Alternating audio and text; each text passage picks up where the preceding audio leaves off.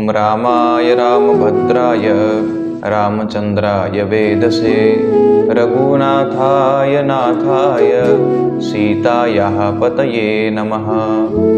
आप सौ कोई हरिभक्तों ने जय सिया राम, जय श्री कृष्ण, प्रेम प्रणाम। आज आपणे बात करीशुं सुंदरकांड विषे।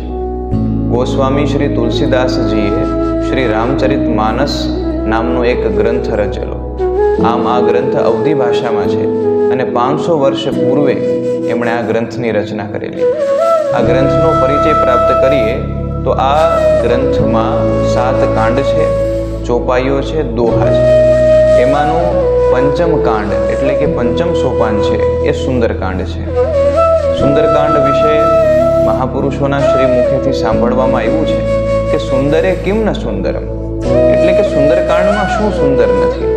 अर्थात हर एक चौपाई, हर एक दोहा, हर एक श्लोक जेटला पण अक्षरो सुंदरकांडना छे ए बधा अक्षरो सुंदरमय छे, माटे आ कांडने सुंदरकांड कहेवामां आवे छे।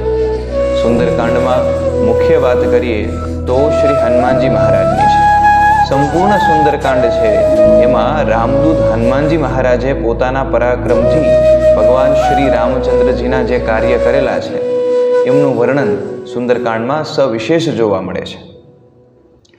हनुमानजी महाराज छे एमनी पासेथी मेनेजमेंट शीखवा जेवुं छे, एटले मेनेजमेंट गुरु एटले के हनुमानजी। आवो आपणे पण सुंदरकांडना माध्यमथी आपणा जीवनमां, आपणा व्यवसायमां, आपणा बिझनेसमां, आपणी लाइफमां कई रीतनुं मेनेजमेंट करी शकीए अथवा तो शुं शीखी शकीए आपणे ए बाबत आजे आपणे चर्चा करीशुं।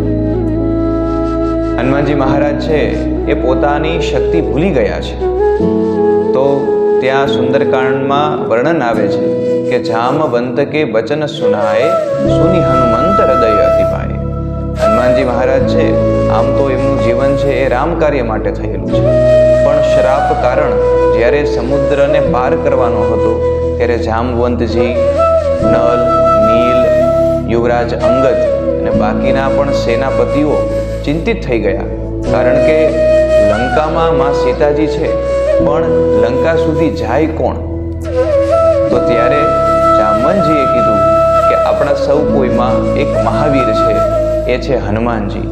हनुमानजीए विचारे छे के हूँ कई रीतना जई शकું। तो त्यारे जामवंतजीए कीधुं के राम काज लगी ते अवतारा, के हनुमानजी तमारो जन्म तो राम कार्य माटे थयो छे અને જેવો અંદર એ આત્મવિશ્વાસ આવ્યો કે રામ માટે મારે કરવાનું છે ત્યાં તો સુનતહી ભયે પર્વતાકાર શરીરા, પોતે પર્વત જેવું શરીર ધારણ કરી લીધું અને એક પર્વત ઉપર જાણે એક બીજો મોટો પર્વત સ્થિર થઈ ગયો હોય એ રીતના જય શ્રી રામનો નાદ કરીને હનુમાનજી મહારાજ છે એ છલાંગ લગાવે છે। તો પ્રથમ ગુણ જે આપણે લેવાનો છે એ છે શક્તિબોધ, નો યોર સ્ટ્રેન્થ। આપણે આપણી શક્તિને ઓળખીએ, કારણ કે હરેક મનુષ્યમાં અખૂટ શક્તિઓ છે। આગળ હનુમાનજી જાય છે તો ત્યાં સુરસા નામની એક રાક્ષસી આવે છે। એ પોતાના મુખમાં હનુમાનજી મહારાજને કહે છે કે તમે મારું ભોજન બનો। તો હનુમાનજી મહારાજે એમનો પણ સ્વીકાર કર્યો, એમનું પણ માન રાખ્યું અને ભયે પર્વતાકાર શરીરા, પર્વત જેવું તો એમનું શરીર હતું પણ નાના થઈ ગયા, મસક સમાન રૂપ ધરી દે, મચ્છર સમાન રૂપ લઈ લીધું અને તરત જ એ જે સુરસા નામની રાક્ષસી છે એમના મુખમાંથી બારે આવતા રહ્યા અને એમનું પણ જે વચન હતું એમની પણ માન મર્યાદા જાળવી લીધી। તો આમાં આપણે શું શીખવાનું? તો આમાં આપણે શીખવાનું છે કે પરિવર્તન, ચેન્જ યોર ટાઈમ।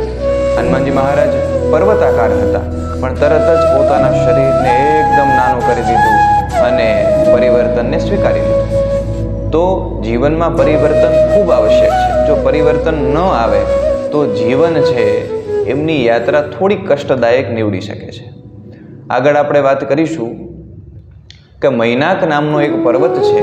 એ મૈનાક પર્વતને જ્યારે ખબર પડી કે હનુમાનજી મહારાજ છે લંકા જાય છે અને વચ્ચે મારા ઉપરથી પસાર થશે તો મૈનાક પર્વત સમુદ્રથી ઉપર આવે છે।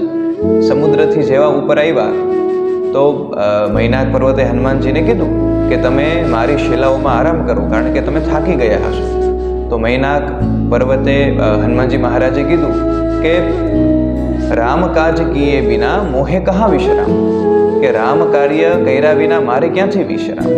તો યસ, આપણે આમાં શીખવાનું છે કે જ્યાં સુધી આપણા લક્ષ્યની પૂર્તિ 100% ન થાય ત્યાં સુધી આપણે આરામ કરવાનું નથી, જેમ હનુમાનજી મહારાજે આરામ કર્યો નથી.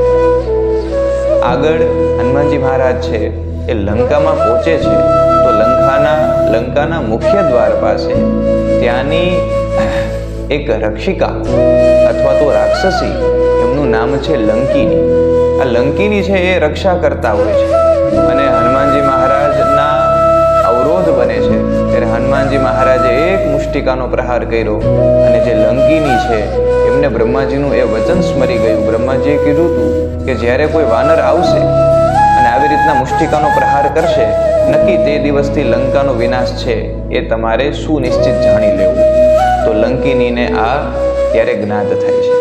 તો એનાથી આપણે શીખવાનું છે પદાર્પણ, કે એક સ્ટેપ લેવું હોય તો વિચારીને લેવાનું. હનુમાનજી લંકામાં જાય છે તો એકદમ નાના થઈ ગયા છે અને 5મા નંબર ઉપર જ્યારે ભગવતી માં સીતાને મળે છે તો તરત જ સીતાને રામજીના ગુણગાન નથી ગાતા, કારણ કે રામજીએ હનુમાનજી મહારાજને રામ અને સીતા પતિ પત્ની વચ્ચે થયેલા સુમધુર સંવાદો જે છે એ સંવાદોનું કથન હનુમાનજીને કરેલું અને હનુમાનજીએ એ સીતાજીને કરેલું, એટલે કે વિશ્વાસ અપાયો. બિઝનેસ હોય, વ્યવસાય હોય કે કોઈ પણ ક્ષેત્ર હોય, વિશ્વાસ મહત્વનો છે. એટલે આપણે ત્યાં એ પણ કીધું કે વિશ્વાસ ગુરુ વાક્યે શું, ગુરુ વાક્યમાં, વડીલોના વાક્યમાં વિશ્વાસ હોવો જોઈએ. તો હનુમાનજી મહારાજ છે એ કળિયુગમાં મેનેજમેન્ટ ગુરુ છે અને હનુમાનજીની કૃપા વિના આપણે આપણા જીવનને સુમધુર ન બનાવી શકીએ. આપણા સૌ કોઈનું જીવન મંગલમય બને. ભગવાન શ્રી રામચંદ્રજી, સર્વે દેવી દેવતાઓ અને મહાવીર બજરંગબલી હનુમાનજીની સવિશેષ કૃપા આપણા સૌ ઉપર રહે એ ભાવથી આપ સૌ કોઈને પુનશ્ચ એકવાર જય સિયા રામ, પ્રેમ પ્રણામ, હરિ ઓમ.